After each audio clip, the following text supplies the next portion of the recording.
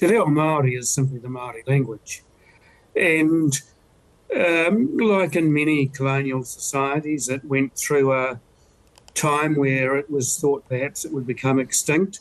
Various measures of government policy were directed towards making that occur over the years. And then about 50 years ago, a really comprehensive revitalisation movement began. And it's never had the level of support that some people think is just, but it's had support nevertheless.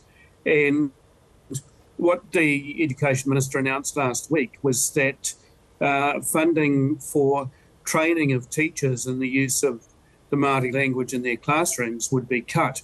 And this was officially to support funding for the purchase of mathematics textbooks. So what the government did was position Māori and mathematics as though they were in direct competition with each other, as though you couldn't have both.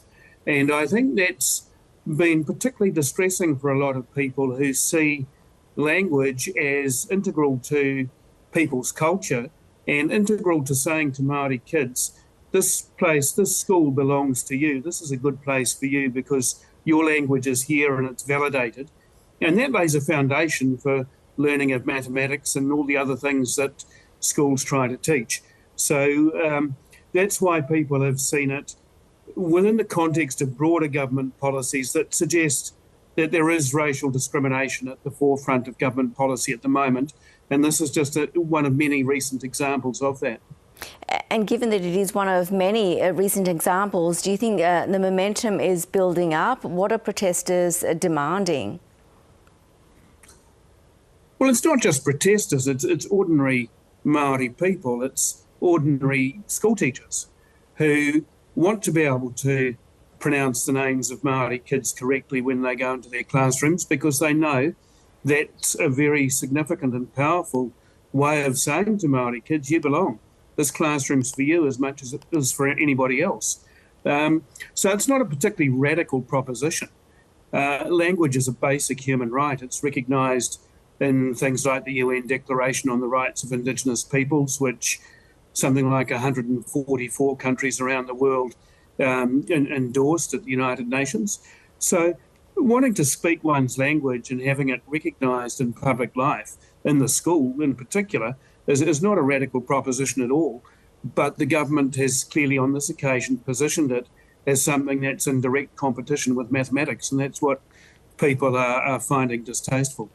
And what else is the New Zealand government of late being criticised for, and how could this impact Māori culture as a whole in New Zealand? Well, I think Māori culture is strong enough to withstand this. Colonisation's been going on for a number of years, well over 100 years, and it's not the first time the Māori language has perhaps been perceived by people as coming under attack by government. It sits alongside efforts that the government has made to diminish the use of the Māori language in the public service, to diminish Māori authority and responsibility in relation to the care and protection of children at risk, in relation to the care and management of the foreshore and seabed, and many other things that have occurred in recent times since the change of government in October last year. So there is a concerted effort to undermine Māori culture. I don't think there's any doubt about that, but there's a concerted response. The former King Tuheitia, for example, convened a meeting of 10,000 people earlier in the year in January to express people's disquiet and dissatisfaction. And there's also, very significantly, an attempt by one of the junior parties in the coalition government. It's a government of three parties. One of the smaller parties wants to put to a public referendum measures intended to diminish the significance of the Treaty of Waitangi. And that too is attracting significant opposition.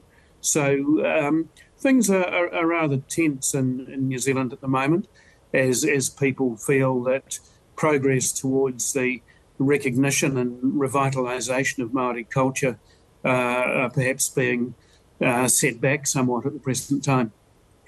As a result of all of this, how have views of the government changed perhaps since it has come into power? Well, I don't think there's ever been a great deal of Māori support for any of the parties in government at the moment. And I don't think the government has really been interested in attracting that support through its policy measures. More broadly, the government is implementing a number of controversial policies outside this particular domain, but its support does seem to be holding up at the moment. That perhaps is in part because the opposition parties have not really presented a convincing alternative as yet. That obviously takes time for opposition parties to achieve. But I think at the next election, whatever the outcome, there are certainly going to be very clear lines of difference between the major parties.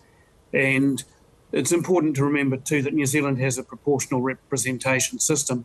So while there is one big party of left and one big party of the right, it's unlikely that either of them would get the support to form government on their own, and they would need some kind of arrangement with smaller parties. In the case of the centre-right National Party, smaller parties to its right, and in the case of the Labour Party, smaller parties to its left.